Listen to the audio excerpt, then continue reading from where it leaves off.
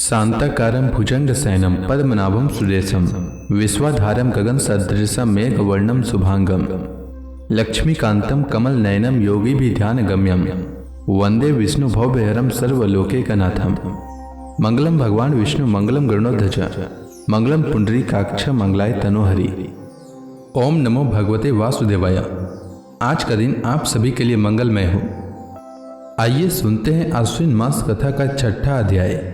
राजा यदु ने पूछा, ब्राह्मण, आप कर्म तो करते नहीं, फिर आपको यह अत्यंत निपुण बुद्धि कहाँ से प्राप्त हुई, जिसका आश्रय लेकर आप परम विद्वान होने पर भी बालक के समान संसार में विचरते रहते हैं। ऐसा देखा जाता है कि मनुष्य आयु, यश अथवा सौंदर्य संपत्ति आदि की अभिलाषा लेकर ही धर्म, अर्थ, काम अथवा तत्व जिज्ञासा में प्रवृत्त होते हैं। अकारण कहीं किसी की प्रवृत्ति नहीं देखी जाती। मैं देख रहा हूं कि आप कर्म करने में समर्थ हैं, विद्वान और निपुण हैं। आपका भाग्य और सौंदर्य भी प्रशंसनीय है। आपकी वाणी से तो मानो अमृत टपक रहा है, फिर भी आप जड़, उन्मत्त अथवा पिशाच के समान रहते हैं। न तो कुछ करते हैं और न चाहते ही हैं। संसार के अधिकांश लोग काम और लोभ के दावानल से जल रहे हैं, परंतु आपको देखकर ऐसा मालूम होता है कि आप मुक्त हैं। आप तक उसकी आंच भी नहीं पहुंच पाती। ठीक वैसे ही जैसे कोई हाथी वन में दावाग्नि लगने पर उससे छुटकर गंगा जल में खड़ा हो। ब्राह्मण, आप पुत्र, स्त्री, धन आदि संसार के स्पर्श से भी रहित हैं। आप सदा सर्वदा अपने केवल स्वरूप में ही स्थित रहते हैं। हम आपसे यह पूछना चाहते हैं कि आपको अपने आत्मा में ही ऐसे अनिर्वचनीय आनंद का अनुभव कैसे होता है। आप कृपा करके अवश्य बतलाइए। भगवान श्री कृष्ण ने कहा, उद्धव, हमारे पूर्वज महाराज यदु की बुद्धि शुद्ध थी और उनके हृदय में ब्राह्मण भक्ति थी। उन्होंने परम भाग्यवान दत्तात्रेय जी का अत्यंत सत्कार करके यह प्रश्न पूछा और बड़े विनम्र भाव से सिर झुकाकर वे उनके सामने खड़े हो गए। अब दत्तात्रेय जी ने कहा, ब्रह्मवेता दत्तात्रेय जी ने कहा, राजन, मैंने अपनी बुद्धि से बहुत से गुरुओं का आश्रय लिया है। उनसे शिक्षा ग्रहण करके मैं इस जगत में मुक्त भाव से स्वच्छंद विचरता हूँ। तुम उन गुरुओं के नाम और उनसे ग्रहण की हुई शिक्षा सुनो। मेरे गुरुओं के नाम हैं पृथ्वी, वायु, आकाश, जल, अग्नि, चंद्रमा, सूर्य, कबूतर, अजगर, समुद्र, पतंग, भौरा या मधुमक्खी, हाथी, शहद निकालने वाला, हरिण, मछली, पिंगला वैश्या, कुरर पक्षी, बालक, कुंवारी कन्या, बाण बनाने वाला, सर्प, मकड़ी और भृंगी कीट। राजन, मैंने इन 24 गुरुओं का आश्रय लिया है और इन्हीं के आचरण से इस लोक में अपने लिए शिक्षा ग्रहण की है। वीरवर ययाति नंदन, मैंने जिससे जिस प्रकार जो कुछ सीखा है वह सब ज्यों का त्यों तुमसे कहता हूं, सुनो। मैंने पृथ्वी से उसके धैर्य की, क्षमा की शिक्षा ली है। लोग पृथ्वी पर कितना आघात और क्या क्या उत्पात नहीं करते, परंतु वह तो न किसी से बदला लेती है और न रोती चिल्लाती है। संसार के सभी प्राणी अपने अपने प्रारब्ध के अनुसार चेष्टा कर रहे हैं। वे समय समय पर भिन्न भिन्न प्रकार से जान या अनजान में आक्रमण कर बैठते हैं। धीर पुरुष को चाहिए कि उनकी व्यवस्था समझे, न तो अपना धीरज खोवे और न क्रोध करे। अपने मार्ग पर ज्यों का त्यों चलता रहे। पृथ्वी के ही विकार पर्वत और वृक्ष से मैंने यह शिक्षा ग्रहण की है कि जैसे उनकी सारी चेष्टाएं सदा सर्वदा दूसरों के हित के लिए ही होती है, बल्कि यूँ कहना चाहिए कि उनका जन्म ही एकमात्र दूसरों का हित करने के लिए ही हुआ है। साधु पुरुष को चाहिए कि उनकी शिष्यता स्वीकार करके उनसे परोपकार की शिक्षा ग्रहण करे। मैंने शरीर के भीतर रहने वाले वायु, प्राण वायु से यह शिक्षा ग्रहण की है कि जैसे वह आहार मात्र की इच्छा रखता है और उसकी प्राप्ति से ही संतुष्ट हो जाता है, वैसे ही साधक को भी चाहिए कि जितने से जीवन निर्वाह हो जाए उतना भोजन कर ले। इंद्रियों को तृप्त करने के लिए बहुत से विषय न चाहे। संक्षेप में उतने ही विषयों का उपयोग करना चाहिए जिनसे बुद्धि विकृत न हो, मन चंचल न हो और वाणी व्यर्थ की बातों में न लग जाए।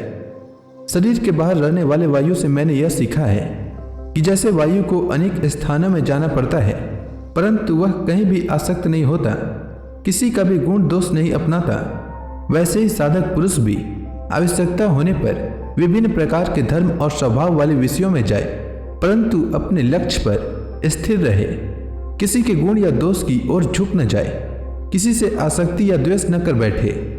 गंध वायु का गुण नहीं, पृथ्वी का गुण है, परंतु वायु को गंध का वहन करना पड़ता है। ऐसा करने पर भी वायु शुद्ध ही रहता है, गंध से उसका संपर्क नहीं होता। वैसे ही साधक को जब तक इस पार्थिव शरीर से संबंध है तब तक उसे इसकी व्याधि, पीड़ा और भूख प्यास आदि का भी वहन करना पड़ता है, परंतु अपने को शरीर नहीं आत्मा के रूप में देखने वाला साधक शरीर और उसके गुणों का आश्रय होने पर भी उनसे सर्वथा निर्लिप्त रहता है। राजन, जितने भी घट मठ आदि पदार्थ हैं वे चाहे चल हो या अचल, उनके कारण भिन्न भिन्न प्रतीत होने पर भी वास्तव में आकाश एक और अपरिछिन्न है। वैसे ही चर अचर जितने भी सूक्ष्म स्थूल शरीर हैं उनमें आत्मा रूप से सर्वत्र स्थित होने के कारण ब्रह्म सभी में है। साधक को चाहिए कि शुद्ध के मनियों में व्याप्त शुद्ध के समान आत्मा को अखंड और असंग रूप से देखे। वह इतना विस्तृत है कि उसकी तुलना कुछ कुछ आकाश से ही की जा सकती है। इसलिए साधक को आत्मा की आकाश रूपता की भावना करनी चाहिए। आग लगती है, पानी बरसता है, अन्न आदि पैदा होते और नष्ट होते हैं, वायु की प्रेरणा से बादल आदि आते और चले जाते हैं। यह सब होने पर भी आकाश अछूता रहता है। आकाश की दृष्टि से यह सब कुछ है ही नहीं। इसी प्रकार भूत, वर्तमान और भविष्य के चक्कर में न जाने किन किन नाम रूपों की सृष्टि और प्रलय होते हैं, परंतु आत्मा के साथ उनका कोई संस्पर्श नहीं है। जिस प्रकार जल स्वभाव से ही स्वच्छ, चिकना, मधुर और पवित्र करने वाला होता है तथा गंगा आदि तीर्थों के दर्शन, स्पर्श और नामोच्चारण से भी लोग पवित्र हो जाते हैं, वैसे ही साधक को भी स्वभाव से शुद्ध, स्निग्ध, मधुरभाषी और लोक पावन होना चाहिए। जल से शिक्षा ग्रहण करने वाला अपने दर्शन, स्पर्श और नामोच्चारण से लोगों को पवित्र कर देता है।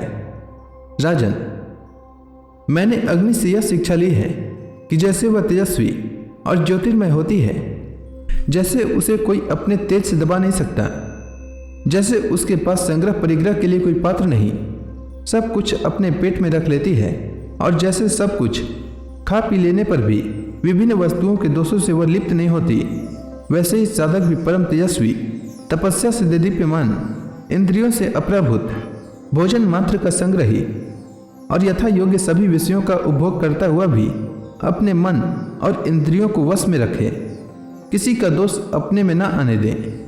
जैसे अग्नि कहीं अप्रकट रहती है और कहीं प्रकट, वैसे ही साधक भी कहीं गुप्त रहे और कहीं प्रकट हो जाए।